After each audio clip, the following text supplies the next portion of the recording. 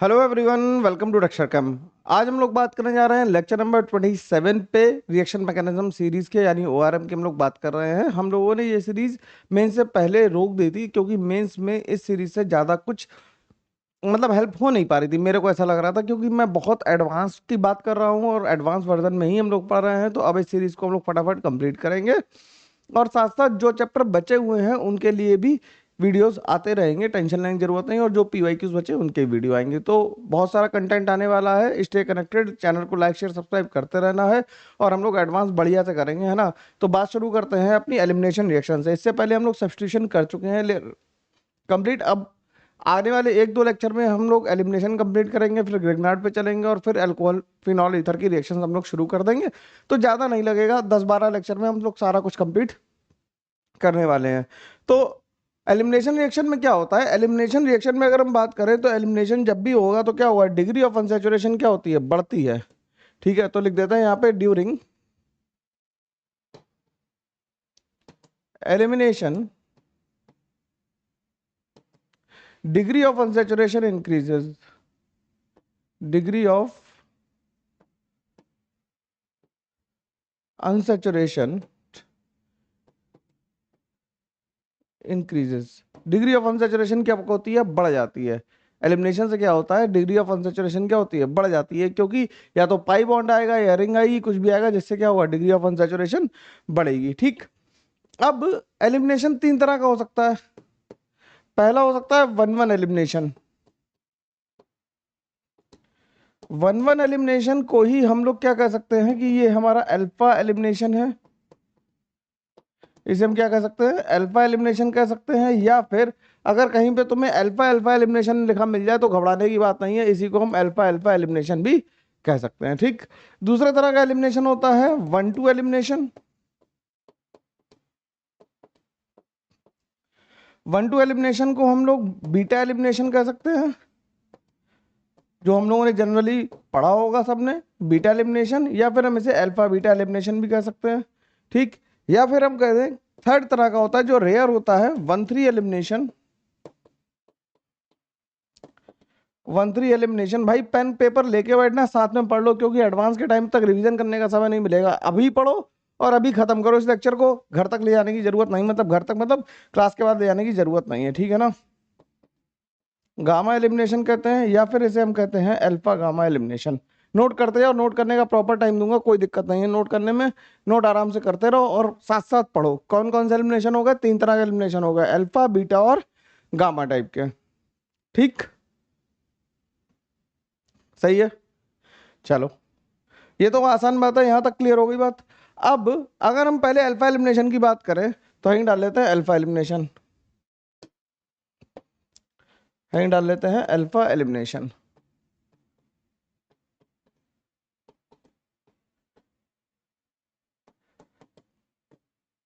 Alpha elimination में क्या होता है, अल्फा एलिमिनेशन का मतलब है वन वन कह रहे हैं हम लोग या अल्फा एलिमिनेशन कह रहे हैं।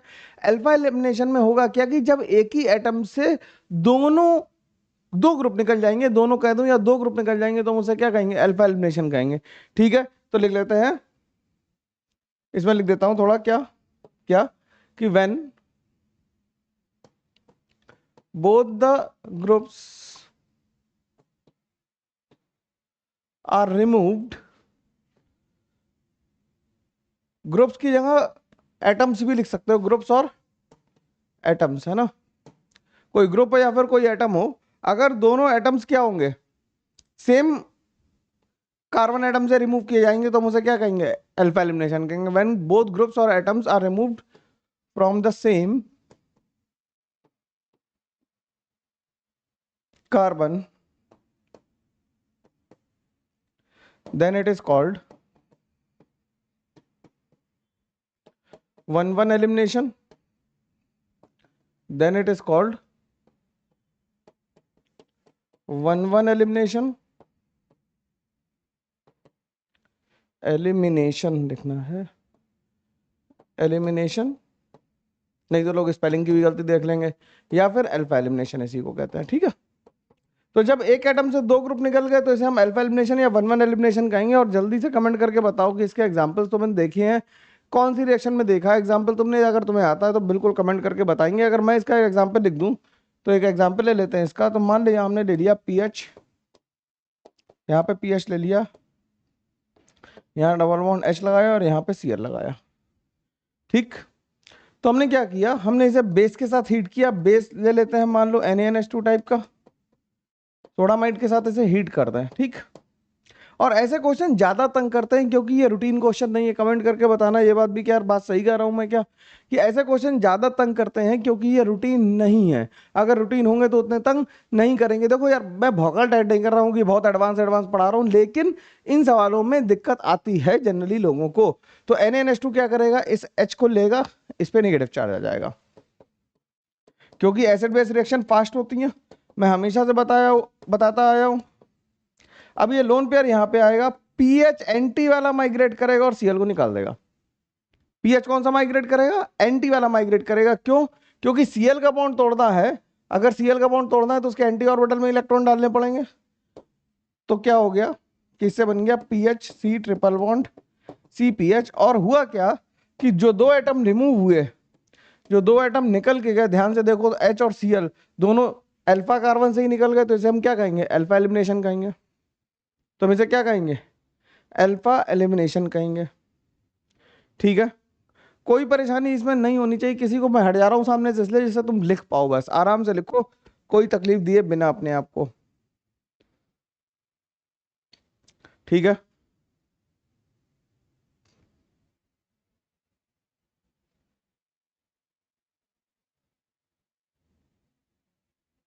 ओह सॉरी, मेरे से गड़बड़ हो गई। एंटी वाला जब मैं कह रहा हूं तो एंटी वाला यार ये नहीं है, एंटी वाला तो सामने ही वाला है इसके, मैंने गलत बोल दिया।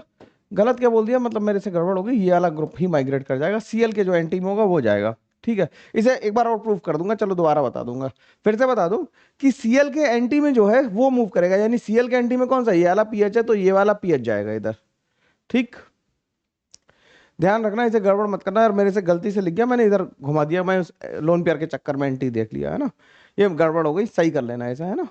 चलो आगे बात करते हैं। इसी पे अगर हम एक और सवाल बना लें, क्वेश्चन नंबर 2 लिख लेते हैं। अपनी गलती को सुधारने के लिए 2-4 क्वेश्चन लिख सकते हैं, कोई दिक्कत नहीं। C14 ले लें, एच ले लें और यहाँ पे Cl ले लें।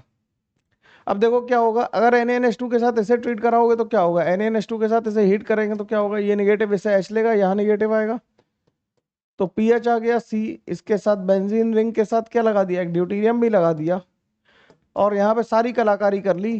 क्या लगा दिया, यहाँ पे 14 लगा दिया और Cl लगा दिया। ये इलेक्ट्रॉन पेयर उठ के यहाँ पे आया, और अगर मैं एंटी ऑर्बिटल इसमें बना दूं तो Cl का एंटी ऑर्बिटल यहाँ होगा। एंटी ऑर्बिटल जो होता है सिग्मा बॉन्ड के जस्ट अपोजिट है 180 डिग्री पे, तो वो एंटी ऑर्बिटल है, बना दिया। तो ये क्या करेगा, जब ये इधर आए तो इसमें इलेक्ट्रॉन देगा और ये Cl निकल जाएगा। तो यहां से बनेगा क्या, डी ऐसे ही रहेगा, सी ट्रिपल बॉन्ड सी के साथ आ जाएगा 14 और यहाँ पे आ जाएगा पीएच।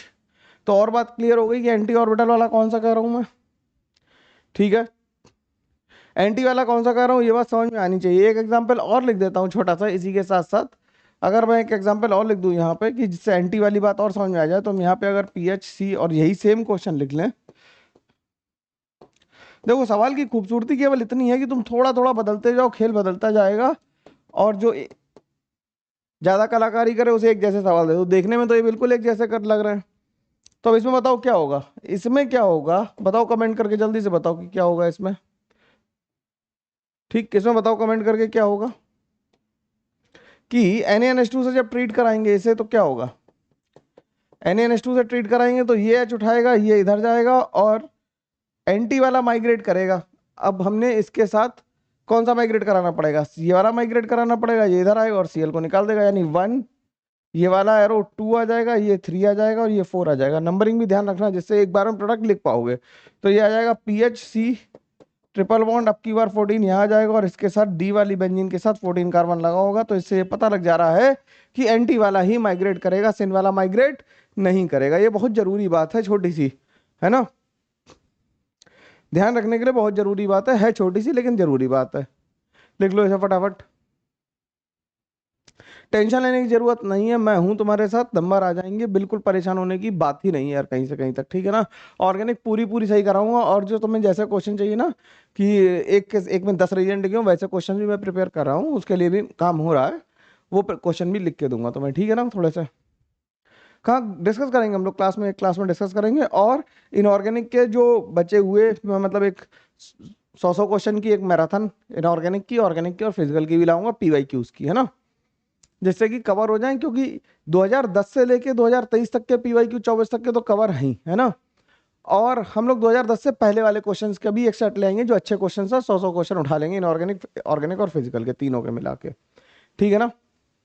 मतलब 20 साल में लगभग क्वेश्चन आए होंगे, 20 साल में तो ज़्यादा ही क्वेश्चन आए होंगे, हम लोग थोड़े उठा लेंगे ना, 300 क्वेश्चन वहां से कर लेंगे तो काफ़ी कुछ कवर हो जाएगा एक साथ। अगला देखो, एक क्वेश्चन और देख लेते हैं।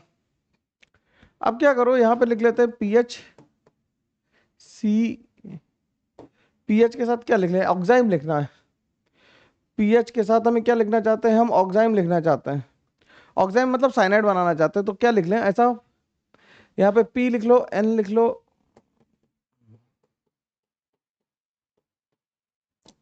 ठीक। अब यहाँ पे क्या लिया, यहाँ पे भी हम क्या ले लेंगे, बेस ले लेंगे और बेस के साथ हीट करेंगे। जब बेस के साथ हीट करेंगे तो बेस का काम तो एसिडिक गैस लेना है, तो बेस यहाँ आएगा, पीएच यहाँ आएगा और सीएल को निकाल देगा, तो 1 2 3 4, तो ये पीएच तो चला जाएगा इधर से, क्या बचेगा, एन ट्रिपल बॉन्ड सी, और यहाँ पे आ जाएगा पीएच, तो साइनाइड बन गया, देखो इससे बन गया। अगला क्वेश्चन देखो भाई, बात समझ में आती जा रही है, बात समझ में आती जा रही है। अगर हम इसे उल्टा लिख दें, देखो सवाल की खूबसूरती बढ़िया से समझने के लिए हमें लॉजिकल ग्राउंड्स पे समझना होता है। तो हमने जब यहाँ पे बेस लिया और बेस के साथ हीट किया, तो बच्चा लोग तुम बताओगे क्या हो रहा, देखो क्या हो रहा, ये से H को लेगा 1 एरो, ये इलेक्ट्रॉन पेयर यहाँ गया सेकंड एरो। ये बात तुम्हें एरो कौन किधर जा रहा है ये बात पक्का समझ में आनी चाहिए, तभी मजा आए पढ़ने में। तो ये इलेक्ट्रॉन पेयर इधर वापस आएगा और सीएल को निकाल देगा, क्योंकि अब इलेक्ट्रॉन पेयर वापस आएगा, एंटी में इलेक्ट्रॉन पेयर है, तो क्या बन जाएगा, P N triple bond C minus N पे प्लस आ गया, तो इससे आइसोसाइनाइड बन गया। इससे क्या बन गया, आइसोसाइनाइड बन गया। बात एकदम समझ में आनी चाहिए बढ़िया से, कोई दिक्कत इसमें होनी नहीं चाहिए किसी को भी कहीं से कहीं तक, ठीक है। क्लैरिटी से बात समझ में आ रही। अब इसका एक कठिन सा सवाल कर लें, जिसे करने में काफी लोगों को काफी समस्या होती है, करते हैं। और ये सारे देखो कि अल्फा एलिमिनेशन है, जिससे एच निकल रहा है उसी से सीएल निकल रहा है, ठीक।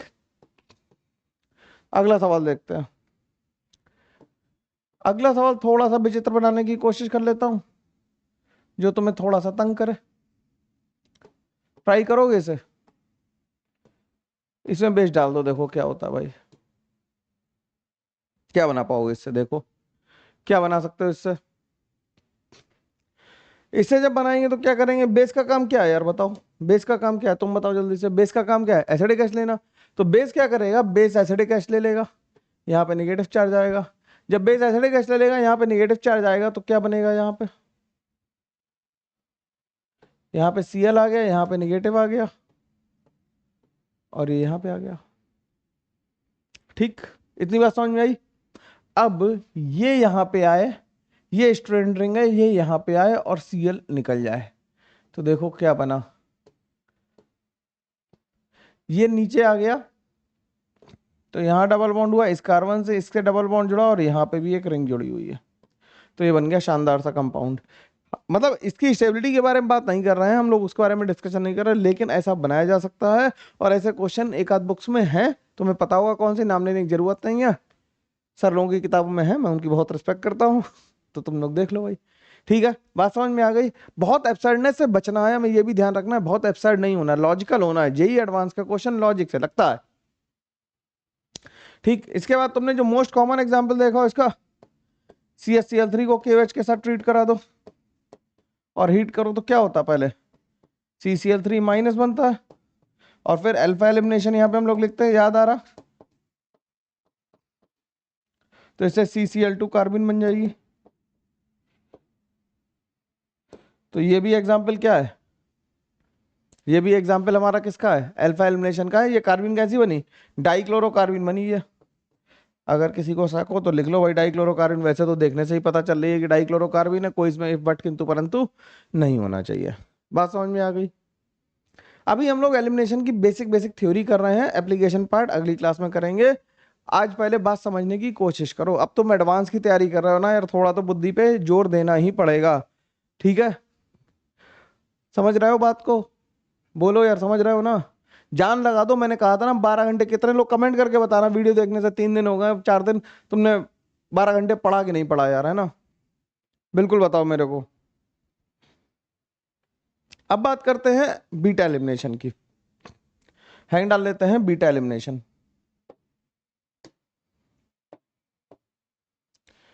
इसे अल्फा बीटा एलिमिनेशन लिख दें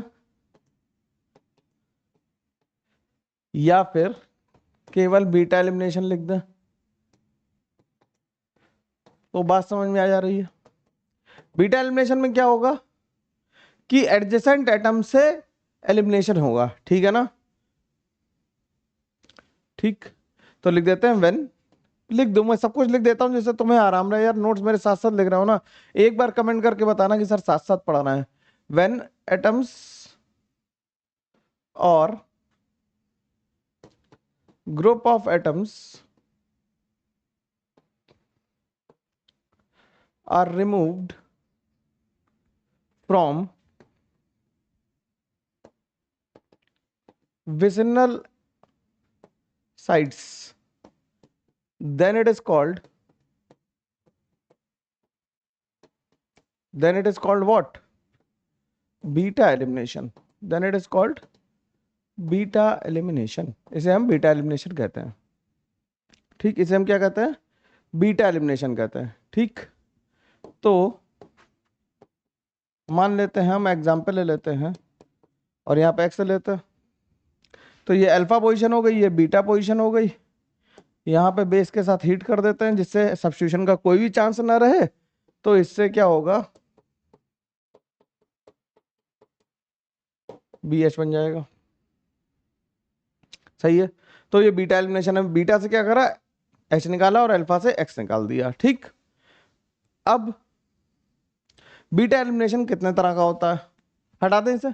बात समझ में आ गई? जब सेम एटम से निकल रहा है तो अल्फा एलिमिनेशन कर रहे हैं, जब आस पड़ोस वाले एटम से निकल रहा है तो हम क्या कर रहे हैं, उसे बीटा एलिमिनेशन कर रहे हैं, ठीक? तो टाइप्स ऑफ बीटा एलिमिनेशन देख लेते क्या होता है। समझ में आ गई बात? तो टाइप्स ऑफ बीटा एलिमिनेशन की बात करते हैं, देखते हैं types of beta elimination.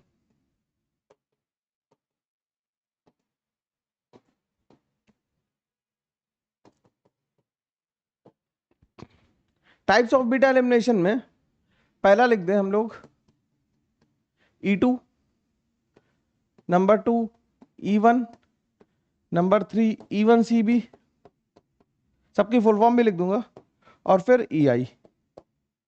E2 मतलब एलिमिनेशन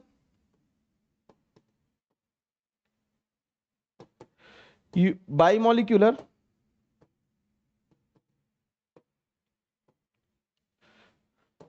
सेकेंड ऑर्डर। E1 का मतलब elimination unimolecular, first order. E1CB का मतलब एलिमिनेशन यूनिमोलिक्यूलर कॉन्जुगेट बेस, और EI का मतलब है एलिमिनेशन इंटरनल। इन सबकी थ्योरी के बारे में आज की क्लास में डिस्कशन है, तो आराम से देखेंगे हम लोग, है ना? बात समझ में आ रही है? तो हमें 4 तरह के एलिमिनेशन पढ़ने हैं, पूरा एलिमिनेशन खत्म कर देंगे हर हाल में, ठीक है? और इसके एलिमिनेशन करने के बाद हम लोग ग्रिग्नार्ड करेंगे, और फिर बस देखो 2 क्लास लगेगी अल्कोहल में। 2 क्लास अल्कोहल में मतलब मैं उसमें ऑक्सीडेशन रिएक्शन नहीं पढ़ाऊंगा, मेन रिएक्शन पढ़ा के, नेम रिएक्शन पढ़ा के आगे निकलेंगे, टेस्ट करा देंगे, ठीक है? फिर 1 क्लास फिनॉल में, 2 क्लास फिनॉल में लगेगी, 1 क्लास ईथर में लगेगी। मतलब 4-5 क्लास में टोटल वो खत्म हो जाएगा, अल्कोहल खत्म हो जाएगा। और लगभग 10 क्लास लगेगी हमें इसे खत्म करने में, क्या कहते हैं अपना एल्डिहाइड कीटोन। 3-4 क्लास लगेगी एमीन्स खत्म करने में, 2 क्लास लगेगी बायोमोलिक्यूल्स में। तो सब मिला के 12 से 18 क्लास चाहिए, 12 से 15 से 16 क्लास चाहिए हमें सब कुछ खत्म करने के लिए, ठीक है? अब लगातार लेक्चर आएंगे, टेंशन मत लो इसकी, है ना? चलो लिख लिया है। तो हम लोग सबसे पहले बात करते हैं E2 एलिमिनेशन की। हैंग डालो E2 elimination. E2 elimination. E2 elimination में क्या होता है, अगर हम इसे मैकेनिस्टिकली समझने की कोशिश करें तो यार थोड़ा सा मेरे तब ध्यान देना अब, क्योंकि अब मैं स्टीरियोकेमिस्ट्री भी लिखूंगा, है ना। अब मैं स्टीरियोकेमिस्ट्री भी लिखूंगा, ठीक। यहाँ पे X लगा हुआ है, X हमारा लीविंग ग्रुप है, और ये हमारा कार्बन हो गया अल्फा कार्बन, ये हो गया बीटा कार्बन। तो बेस आया, बेस ने इससे H उठाया, ये इलेक्ट्रॉन पेयर यहाँ आया और यहाँ निकल गया ये, ठीक। तो ये कैसा एलिमिनेशन है, ये E2 एलिमिनेशन का एग्जाम्पल है। E2 एलिमिनेशन को हम लोग कहते हैं ये एंटी एलिमिनेशन है। कैसा एलिमिनेशन है, एंटी एलिमिनेशन है। एंटी एलिमिनेशन का मतलब मैं बताता हूं, फिलहाल लिख लेते हैं, ये बीटा एलिमिनेशन भी कहते हैं इसे। एंटी एलिमिनेशन करो या बीटा एलिमिनेशन करो, एक ही बात है। तो ये क्या करता है, ट्रांजिशन स्टेट में चला जाता है। ट्रांजिशन स्टेट में होता क्या है, अगर मैं ट्रांजिशन स्टेट बनाने की कोशिश करूं इसकी, तो होगा क्या, देखना जरा ध्यान से कि यहां से यहां कार्बन गया, ये बॉन्ड तो इंटैक्ट रहे, इन्हें तो छेड़ा नहीं। यहाँ पे बी पे डेल्टा निगेटिव आ गया, इसने एच को लिया, एच टूटता हुआ दिखाई दिया, यहाँ डबल बॉन्ड दिखाई दिया, यहाँ डबल बॉन्ड करेक्टर, और ये वाला एक्स जाता हुआ दिखाई दिया, इस पे डेल्टा निगेटिव आ गया, ठीक। इतनी बात समझ में आई, ऐसा ही तो होगा। अब तुम्हें होगा क्या, जब ध्यान से देखोगे तो ध्यान से जरा देखना, तो तुम्हें ये पता लगेगा कि मैं अगर एंगल ड्रॉ करूं, एंगल ड्रॉ करूं तो एक ये प्लेन है, तीन एटम मिलके एक प्लेन बना देंगे, और एक ये प्लेन है, और इनके बीच का जो डायहेड्रल एंगल है वो कितना है, 180 डिग्री है। इनके बीच का डायहेड्रल एंगल कितना है, 180 डिग्री है, ठीक है। तो ये क्या बन गई हमारी, ट्रांजिशन स्टेट बन गई। 180 डिग्री का मतलब है कैसा, एंटी, यानी कि लिविंग ग्रुप और हाइड्रोजन के बीच में क्या होना चाहिए, एंगल ऑफ इंक्लिनेशन कितना होना चाहिए, 180 डिग्री होना चाहिए। इसीलिए कंडीशन हम इसे क्या कहते हैं, एंटी पेरिप्लेनरिटी की कंडीशन कहते हैं, ठीक है। तो लिख देता हूं यहां पे, the angle between, the angle between the leaving group X, living group X and the hydrogen should be 180 degree. This condition is called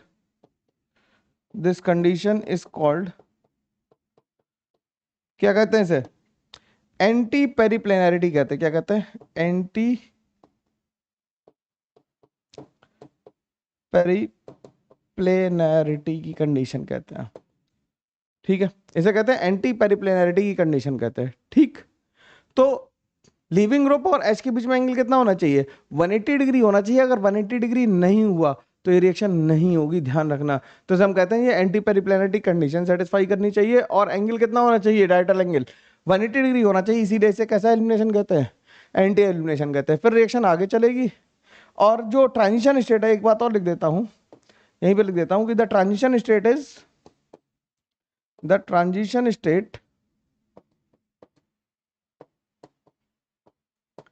is having alkene like character, alkene like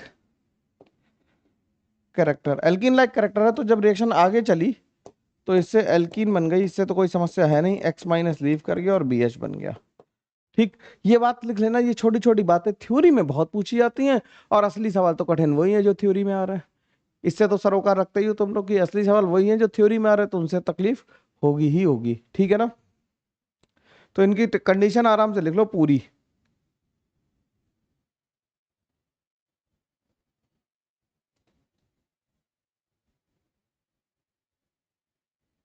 ठीक है, कोई प्रॉब्लम नहीं इसमें।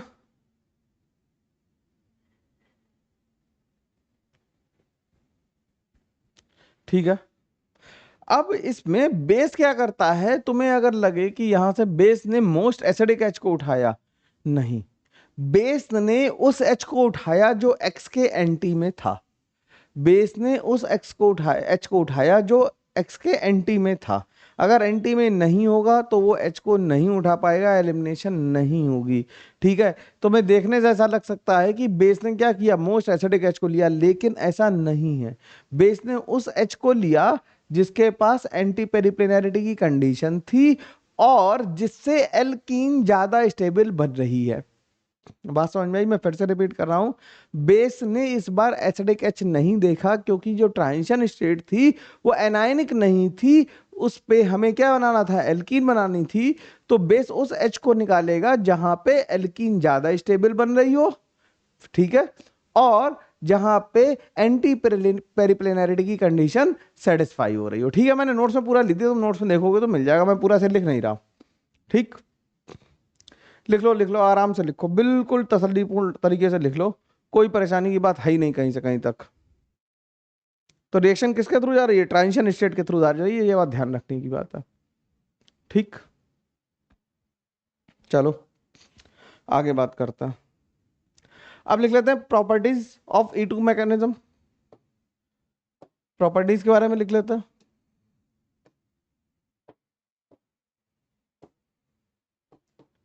अरे ये दो दो फूल कहाँ से बन गए, एक फूल बनाया था मैंने। हाँ,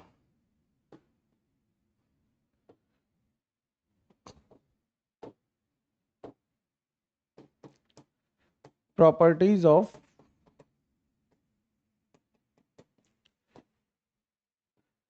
E2 mechanism, properties of E2 mechanism. अगर प्रॉपर्टीज की बात करें तो पेन डाउन कर लेते हैं ABCD के फॉर्मेट में। पहली क्या होगी कि ये एक सिंगल स्टेप मैकेनिज्म है, तो लिख लेते हैं वन स्टेप मैकेनिज्म है, वन स्टेप मैकेनिज्म है। वन स्टेप मैकेनिज्म का मतलब है कि क्या होता है कि नो कार्बोकेटाइन इज फॉर्म्ड या no intermediate is formed, no intermediate. Basically ज्यादातर क्या बनते हैं, कार्बोकेटाइन या कार्बोनाइन, कार्बोकेटाइन और anion is not formed. Free radical भी नहीं बन रहा है, लेकिन लिख नहीं रहा है ना, नहीं तुम कहो सर फ्री रेडिकल तो नहीं बन रहा, आपने वो नहीं लिखा है ना, बेवकूफी पराकाष्ठा कुछ भी हो सकती है। ठीक, अब जब कार्बोकेटाइन ही नहीं बना तो रीअरेंजमेंट किस बात का, तो कोई रीअरेंजमेंट भी पॉसिबल नहीं है, no rearrangement is possible, no rearrangement is possible, कोई रीअरेंजमेंट भी पॉसिबल नहीं है। ठीक, ठीक, अगला पॉइंट क्या हो सकता है, ट्रांजिशन स्टेट कैसी थी, एंटी पेरिप्लेनर थी। ठीक है, तो लिख लेते हैं the transition state is anti periplanar. मैं इसलिए दोबारा पेन डाउन कर रहा हूँ कि जिससे सारे पॉइंट तुम्हें क्लियर रहे, भूलो ना, मैं बार बार रिपीट इसीलिए कर रहा हूँ द ट्रांजिशन, क्योंकि इसकी महत्वता बहुत है, बहुत ज्यादा इंपॉर्टेंस है इसकी।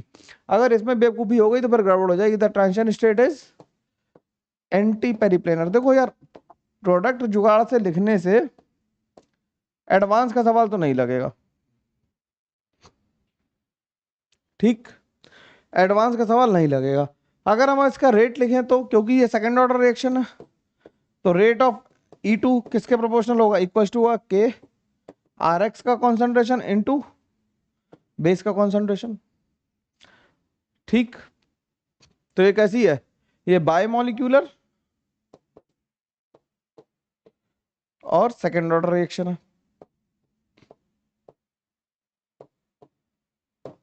बायोमोलिक्यूलर और सेकंड ऑर्डर रिएक्शन है। बात समझ में आ रही कि नहीं आ रही, बिल्कुल आराम से बताओ, कोई दिक्कत की बात नहीं है। ठीक, अब इसमें काइनेटिक आइसोटोप इफेक्ट ऑब्जर्व होगा या नहीं होगा, तो लिख लेते हैं kinetic isotope effect is observed, kinetic isotope effect is observed. Kinetic isotope effect जब ऑब्जर्व होता है तो KH/KD की वैल्यू 1 नहीं होती है। ठीक, क्यों नहीं है इसमें, क्योंकि जो CH बॉन्ड की ब्रेकिंग है वो इन्वॉल्व है रिएक्शन में। ठीक है, ठीक है, CH बॉन्ड की ब्रेकिंग इन्वॉल्व है रिएक्शन में, और वही हमारी RDS जैसी भी होगी, बिकॉज लिख लेते हैं बिकॉज द ब्रेकिंग ऑफ, ये यार मेरे लिए थोड़ा ज्यादा मुश्किल है इस बात, हर बात को लिखना, लेकिन मैं तुम्हारे लिए लिख रहा हूं, अदरवाइज मैं लिखा लिखा दे देता, वो ज्यादा अच्छा लगता। The because the breaking of CH bond is involved.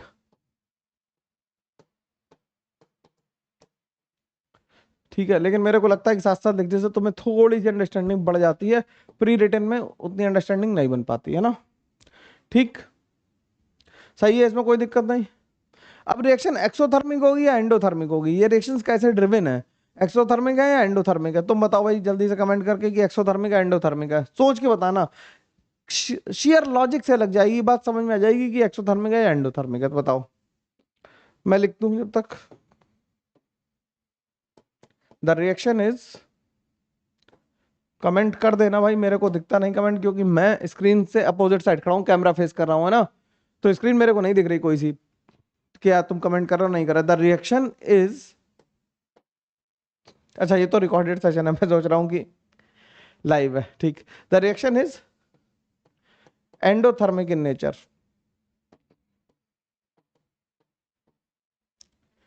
Endothermic क्यों है? Because CH and CX sigma bonds are broken, bonds are broken and C double bond C यानी कि पाई बॉन्ड इज फॉर्म्ड। तो सिग्मा तोड़ के पाई बना रहे हो तो भैया रिएक्शन तो एंडोथर्मिक हो ही जाएगी ना, बोलो। सिग्मा तोड़ के पाई बना रहे हो तो एंडोथर्मिक हो जाएगी, और वो भी 2 सिग्मा तोड़ के 1 पाई बना रहे हो तो एंडोथर्मिक और ज्यादा ही हो जाएगी। तो अगर हम इसके रिएक्शन कोऑर्डिनेट के साथ ग्राफ प्लॉट कर दें, potential energy versus reaction coordinate का, तो ग्राफ कैसा बनेगा? ऐसा बनेगा, यहां पे आ जाएगा रिएक्टेंट, यहां पे आ जाएगा प्रोडक्ट, और यहां पे आ जाएगी ट्रांजिशन स्टेट। क्या जाएगी? Transition state. ठीक, सही है। तो रिएक्शन प्रोडक्ट और ट्रांजिशन स्टेट आ गई, कोई दिक्कत की बात नहीं, इसमें समझ में आ रही बात कि एंडोथर्मिक रिएक्शन थी, बनानी थी। अब जब एल्कीन बन रही है तो कौन सा नंबर तक लिख लिया था हम लोगों ने? जी तक आ गए थे, एच पे आ जाते हैं, यहीं पे लिख देता हूं, एच नंबर है ना। जब हमने एल्कीन बनाई तो एल्कीन 2 तरह की हो सकती है, सेडजेफ एल्कीन और हॉफमैन एल्कीन। तो लिख लेते हैं बोथ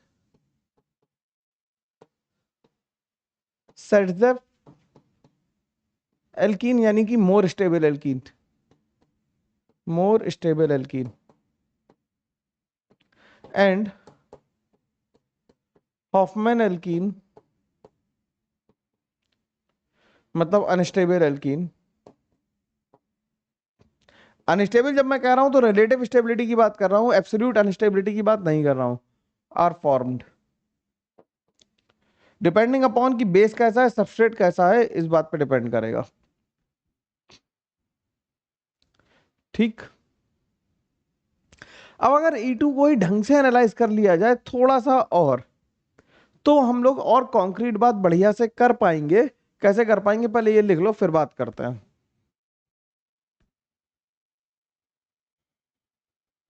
तो अगर हम ट्रांजिशन स्टेट लिख लें और उसे थोड़ा सा एक्सप्लेन करने की कोशिश करें, तो देखो क्या करेंगे कि हमने कार्बन लिख लिया, यहाँ पे हाइड्रोजन लिख लिया, यहाँ पे क्या लिख लिया, यहाँ पे हाइड्रोजन लिख लिया, यहाँ पे X लिख लिया और ये लिख लिया। ठीक, बेस ने क्या किया, बेस ने इस H को उठाया, हमने मान लिया इसकी बॉन्ड स्ट्रेंथ P है, इसकी Q है, तो जो P है वो क्या है, P क्या है, CH बॉन्ड स्ट्रेंथ है,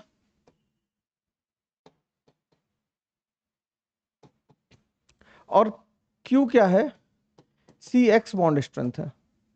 तो अगर हम इसके केसेस बनाना शुरू करें कि पहले कौन टूटेगा, तो पहले कौन टूटेगा ये बॉन्ड स्ट्रेंथ पे डिपेंड करेगा। तो केस 1 लिख लेते हैं, केस 1 लिख लेते हैं कि P is less than Q, P is less than Q।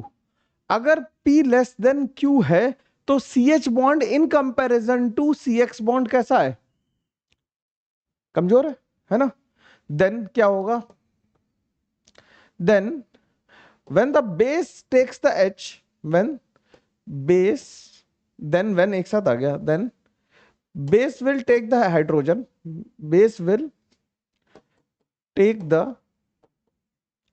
hydrogen कहां से? बीटा कार्बन से, ठीक। And a negative charge will come on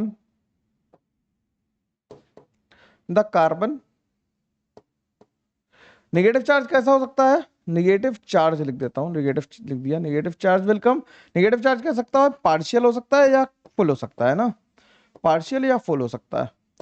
partial negative charge आ जाए या फुल नेगेटिव चार्ज आ जाए, तो दोनों में से कुछ भी हो सकता है कि कोई सा भी नेगेटिव चार्ज इस पे आ गया। तो नेगेटिव चार्ज आने से क्या होगा? The reaction will follow the, मतलब जो ट्रांजिशन स्टेट होगी वो कैसी हो जाएगी? एनायनिक हो जाएगी, ठीक। ट्रांजिशन स्टेट कैसी हो जाएगी? एनायनिक हो जाएगी। The transition state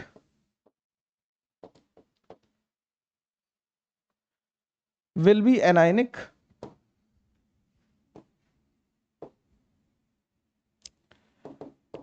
and the reaction will follow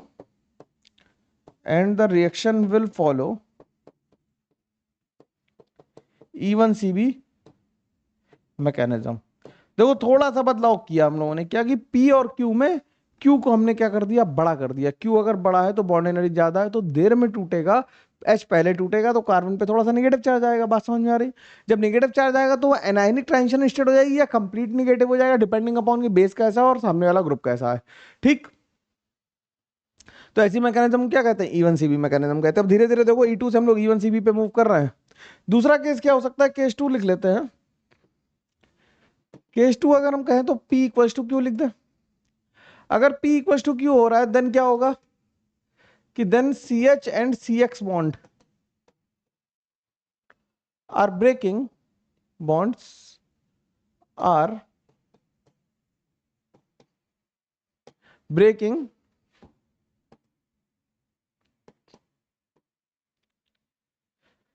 simultaneously. कैसे टूट रहा है? साथ में टूट रहे हैं। That means the transition state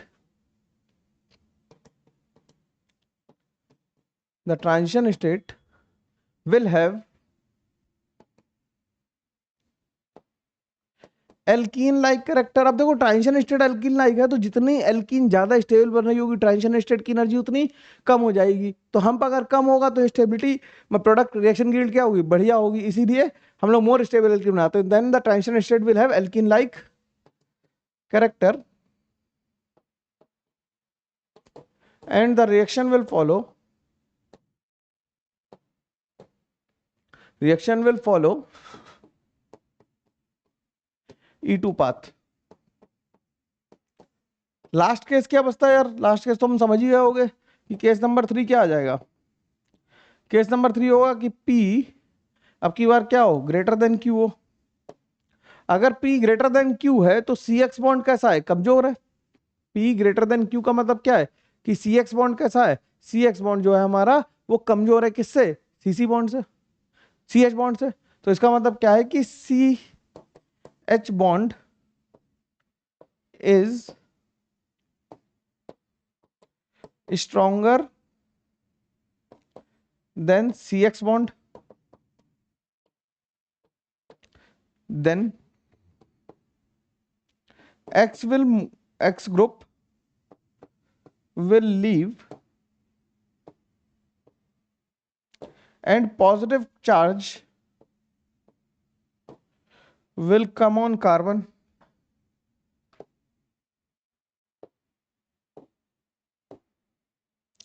positive charge आएगा। अगर इसमें पॉजिटिव चार्ज आ रहा है तो हम क्या कह सकते हैं कि ये हम लोग E1 की तरफ मूव कर रहे हैं यार। किसकी तरफ मूव कर रहे हैं? E1 की तरफ मूव कर रहे हैं, ठीक। तो कार्बोकैटायन बन गया। Positive charge will come on carbon का मतलब क्या है? कार्बोकैटायन बन गया। कार्बोकैटायन बना तो रिएक्शन कौन सी पाथ से जाएगी? Reaction will be then reaction will follow E1 path.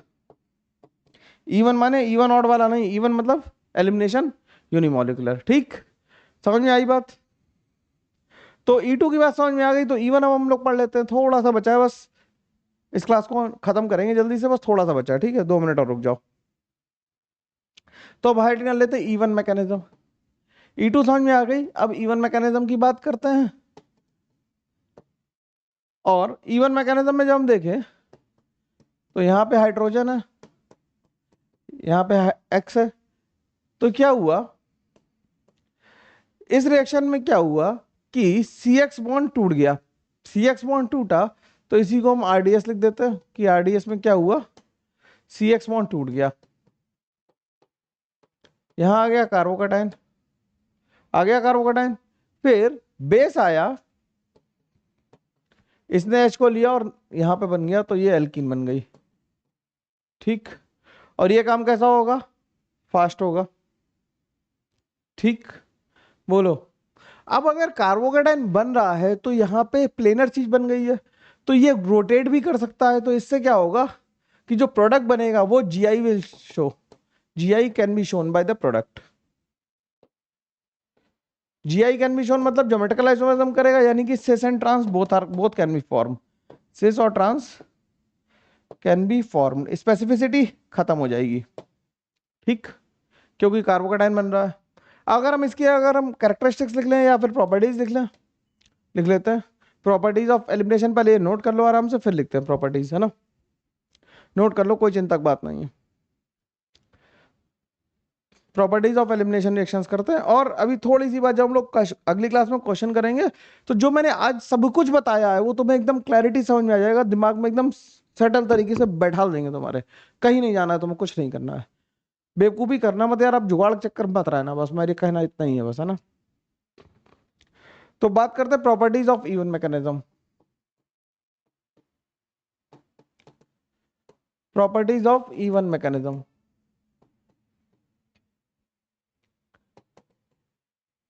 Properties of E one mechanism की सबसे पहली प्रॉपर्टी क्या होगी कि it is a two step reaction, it is a two step mechanism.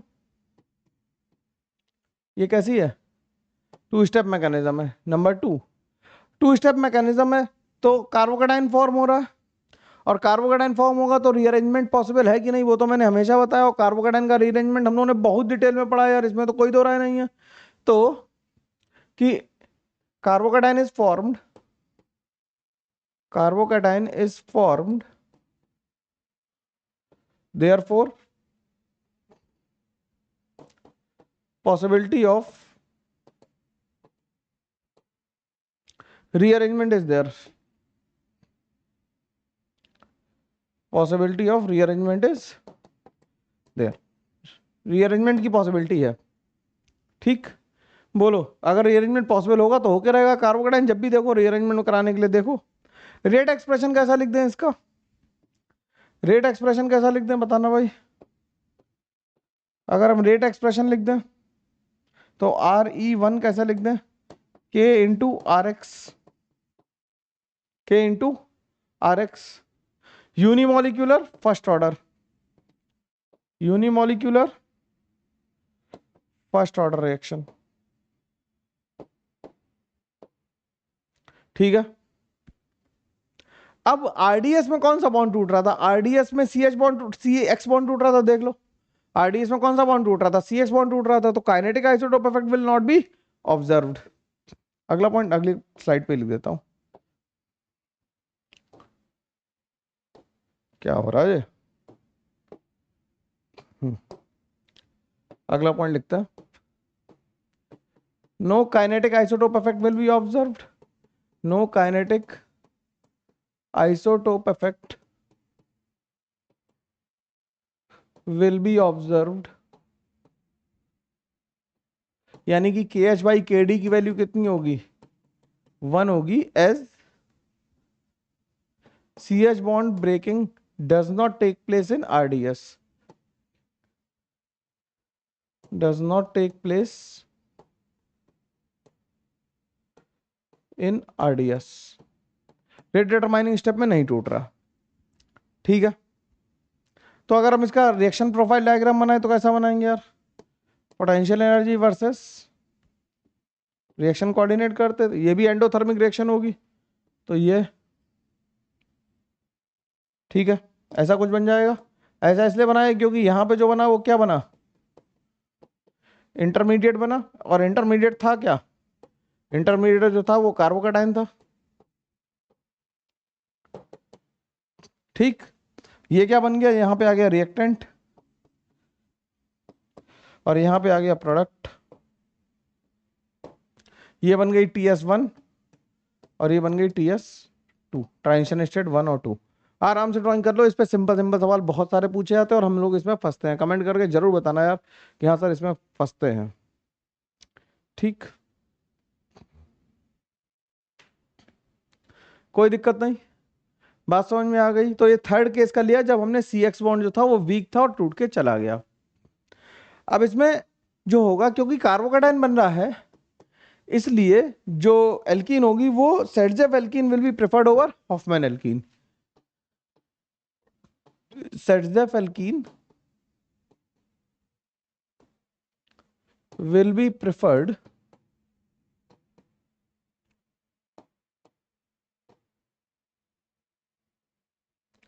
over Hofmann alkene. ठीक, अब इसके बाद बात कर लेते हैं इवन सीबी मैकेनिज्म की। तो हेडिंग डाल लेते हैं इवन सीबी मैकेनिज्म।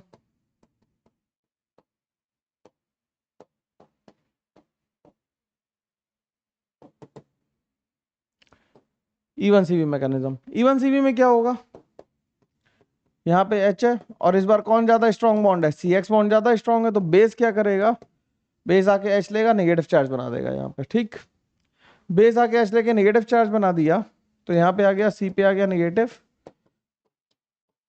ये X आ गया, ये यहाँ पे आया, उसने से निकाल दिया। और जो CX बॉन्ड का रिमूवल है, क्योंकि X जो है यहाँ पे, X जो है वो कैसा है, बैड लीविंग ग्रुप है, तभी तो बॉन्ड स्ट्रॉन्ग है। बैड लीविंग ग्रुप है तो इसका X का टूटना ही RDS है, तो बनेगी तो एल्कीन ही, लेकिन जो X टूट के गया वो अब RDS में गया। समझ गए, एक में दोनों साथ में निकले, एक में CH बॉन्ड का टूटना RDS, CX बॉन्ड का टूटना RDS, और एक में CX बॉन्ड का सेकंड स्टेप पे टूटना RDS है। ठीक, बात समझ में आ गई, बात समझ में आ गई ना। अब इसके हम लोग प्रॉपर्टीज लिख लेते हैं, नोट कर लो बस आसानी से। खत्म कर रहे हैं यार, बहुत लंबी हो गई क्लास मेरे को पता है, लेकिन अब क्या करें, थोड़ा ज्यादा कंटेंट तो देना ही है ना, तुम लोग चाहते हो ना ज्यादा ज्यादा पढ़ा दूं फटाफट करके। ठीक, तो आगे बात करते हैं, तो प्रॉपर्टीज लिख लेते हैं, properties of E one c B mechanism.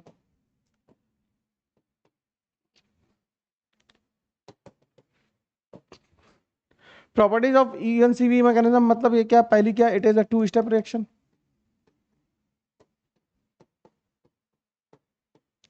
दो स्टेप की रिएक्शन है। दूसरी क्या हो सकती है, दूसरी carbanion, carbanion intermediate is form, बन रहा है कार्बोनाइन नहीं बन रहा, तो दूसरे हम लिख सकते हैं carbanion is intermediate as carbanion is form, carbanion is form लिख देते हैं, इंटरमीडिएट कार्बोनाइन इज फॉर्म्ड। ठीक, नंबर 3, मेरे को यार कमेंट करके जरूर बताना कि मैकेनिज्म वाली सीरीज काम आ रही है नहीं यार, इसे रोक दूं या मैं बता देना। रीअरेंजमेंट इज नॉट पॉसिबल क्योंकि कार्बोनाइन बना है, rearrangement is not possible, rearrangement is not possible, rearrangement possible नहीं है। ठीक, जो रेट एक्सप्रेशन लिखेंगे वो कैसे लिखेंगे, रेट एक्सप्रेशन जो होता है वो अगर हम R इवन CB लिखें तो K टाइम्स RX होगा और B माइनस होगा। ठीक, और B माइनस में हम इसे सूडो फर्स्ट ऑर्डर कहते हैं। ये कैसी रिएक्शन है, सूडो फर्स्ट ऑर्डर रिएक्शन है, क्योंकि बेस हमें स्ट्रॉन्ग चाहिए, ज्यादा कंसंट्रेशन में चाहिए, तो pseudo first order reaction. I hope इतनी केमिकल काइनेटिक्स सबको आ रही होगी कि मेरे को मेरी बात समझ में आसानी से आ जाए। सूडो फर्स्ट ऑर्डर कह रहा हूँ, इसे सेकंड ऑर्डर कहेंगे, बेस के रिस्पेक्ट में सेकंड ऑर्डर ही है यार, ये दोनों के रिस्पेक्ट में बेस का कंसंट्रेशन है, सेकंड ऑर्डर कह दो, है ना, सेकंड ऑर्डर रिएक्शन है। ठीक, ठीक है, अब ये तो हो गया, तीनों टाइप की रिएक्शंस हो गई, हम लोगों ने पढ़ ली। EI के इस बारे में डिस्कशन इतना करना नहीं, EI थोड़ी सी है सिलेबस में, इसलिए थोड़ी बताएंगे। तो फैक्टर्स अफेक्टिंग एलिमिनेशन रिएक्शंस की बात कर लेते हैं अब, है ना। तो हम डाल लेते हैं factors affecting elimination reactions. Factors affecting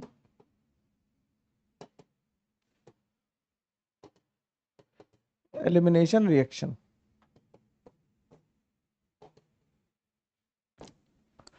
factors affecting elimination reaction में पहले सबसे बात करते हैं नेचर ऑफ सबस्ट्रेट की बात कर लेते हैं।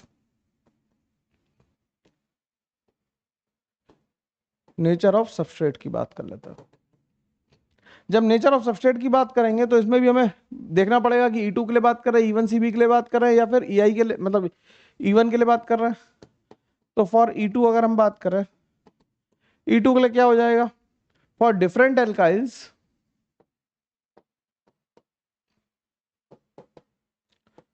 For different alkyls 3 degree greater than 2 degree greater than 1 degree. और जो इलेक्ट्रॉन विड्रॉइंग ग्रुप होंगे वो रिएक्शन के रेट को बढ़ा देंगे। तो लिख देते हैं and electron withdrawing groups increases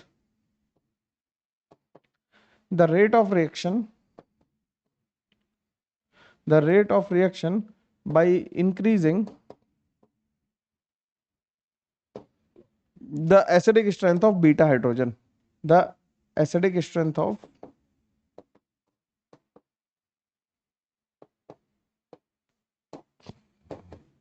beta hydrogen। ठीक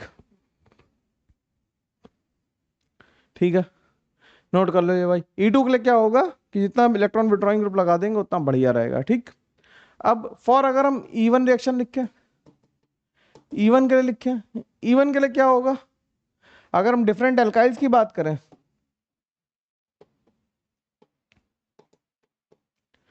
फॉर डिफरेंट एल्काइल्स अगर हम बात करें, बात समझ में आ रही है? डिफरेंट एल्काइल्स बात करें तो 3 degree greater than 2 degree greater than 1 degree, यहां पे लिख लो stability of carbocation. Stability of carbocation, carbocation की स्टेबिलिटी की बात कर रहे हैं तो इलेक्ट्रॉन डोनेटिंग ग्रुप जो होंगे वो क्या करेंगे, इंटरमीडिएट की स्टेबिलिटी को बढ़ाएंगे तो रेट को बढ़ा देंगे। तो लिख देते हैं electron donating groups stabilises the carbocation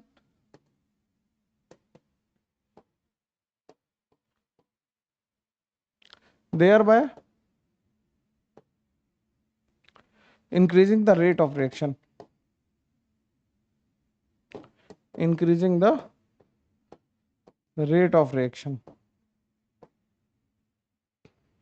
ठीक, बात समझ में आ रही? किस तरह से एनालाइज कर रहे हैं, धीरे धीरे ये डेवलप हो रहा कि E1 E2 E1CB सब में अंतर समझ में आ रहा। ठीक,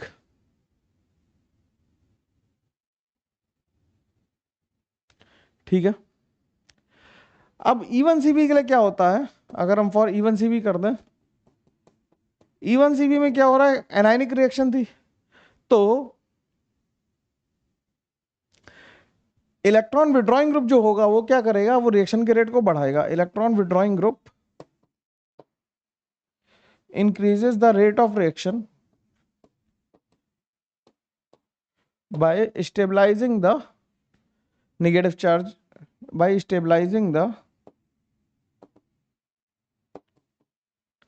carbanionic intermediate।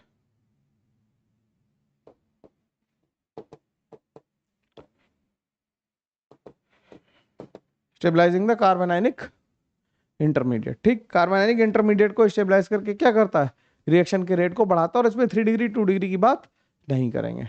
ठीक, बात समझ में आ गई?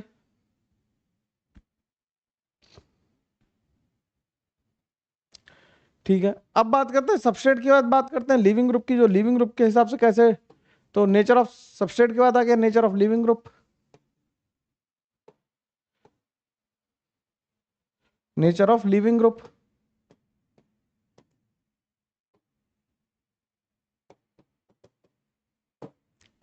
नेचर ऑफ लिविंग ग्रुप पे कैसे डिपेंड करेगा, नेचर ऑफ लिविंग ग्रुप पे ऐसे डिपेंड करेगा कि रेट ऑफ रिएक्शन को अगर हम लिख दें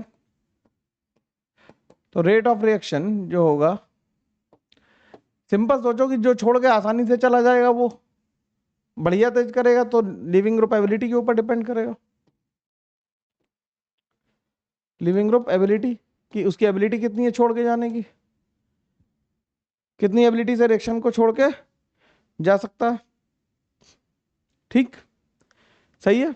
फॉर E1 E1 और E2 दोनों के लिए ऐसा ही होगा, और E2 के लिए तो ये E1 CV के लिए तो ये बात करेंगे नहीं। मतलब अगर हमसे पूछे कि RI, RBR, RCL और RF में, तो RF में सबसे कम होगा, और F तो बेड लिविंग ग्रुप है। F के केस में क्या होगा, E1 CV will be possible. F के केस में क्या होगा, E1 CV विल अकर। ठीक है, E1 CV विल अकर। ध्यान समझना, मेरी बात समझ में आ रही पूरी तरह से? ठीक। अब सबस्ट्रेट हो गया, लिविंग ग्रुप हो गया, बेस के बारे में तीन ही चीजें थी, अब बेस के बारे में देख लेते हैं। तो नंबर 3 लिख लेते हैं, नेचर ऑफ बेस।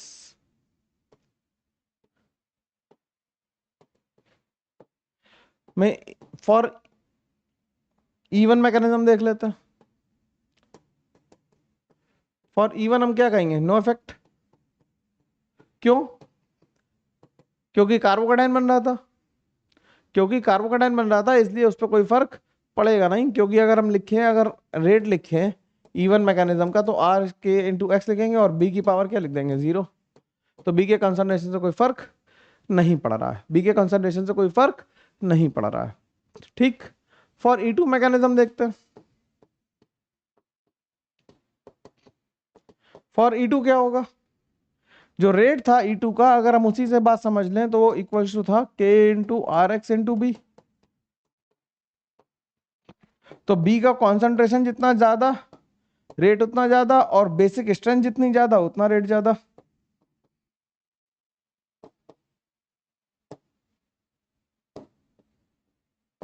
सही बात है, सही है।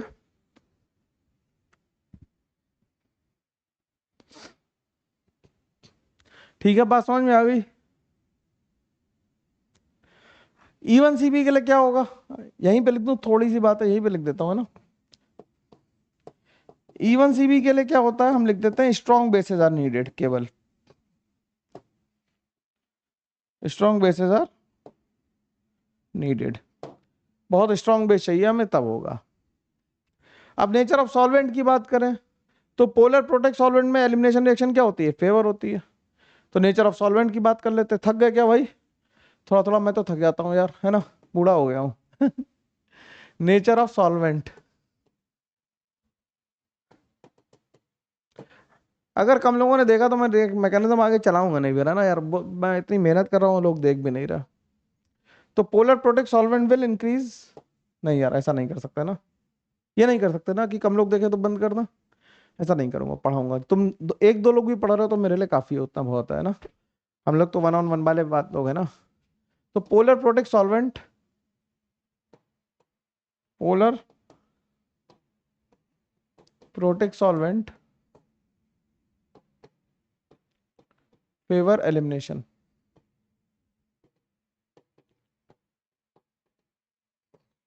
ठीक।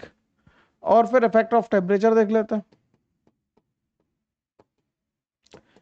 इफेक्ट ऑफ टेम्परेचर में अगर तुम बात करोगे तो क्या कहेंगे, फॉर एलिमिनेशन है क्या यार, एलिमिनेशन के लिए क्या चीज है, डेल्टा एच तो कैसा है, ग्रेटर देन 0, और डेल्टा एस भी क्या है, ग्रेटर देन 0। तो to make delta G less than 0, T has to be, T has to be, has to be high, so that delta H minus T delta S should be less than 0। ठीक है, तो इसे less than 0 करने के लिए temperature को कैसा करना पड़ेगा, ज्यादा करना पड़ेगा। तो ये बेसिक कंडीशन हो गई किसके लिए, अपनी एलिमिनेशन रिएक्शंस के लिए। अब अगली क्लास में जो हम लोग करेंगे वो एप्लीकेशन ऑफ E2 करेंगे। E1 हम लोग पहले पढ़ चुके हैं, तो अगली क्लास में हम लोग E2 खत्म करेंगे। बहुत इंपॉर्टेंट होने वाली है, इसमें तो हमने कहानी सुनाई, तो मैंने लगभग लगभग थोड़ा बैकग्राउंड तैयार कर दिया है। अब E2 को प्लेस करेंगे सवालों के साथ, और बेहतरीन सवाल लगाएंगे, चिंता मत करना। ठीक है, जो लोग मेरे से पढ़ चुके हैं और इन्हें पता है जब सवाल लगाऊंगा तो एकदम टॉप नॉच सवाल लगाएंगे, ठीक है ना। तो एप्लीकेशन ऑफ E2 करेंगे, E1 CB करेंगे और EI करेंगे। ठीक है, और एलिमिनेशन को अगली क्लास में हम लोग वाइंड अप करेंगे। तब तक के लिए thank you very much, take care, bye bye, ध्यान रखो और खूब सारी पढ़ाई करते रहो। चैनल को यार अगर थोड़ा सा और पुश कर दोगे ना मजा ही आ जाएगा। ठीक, चलो बाय।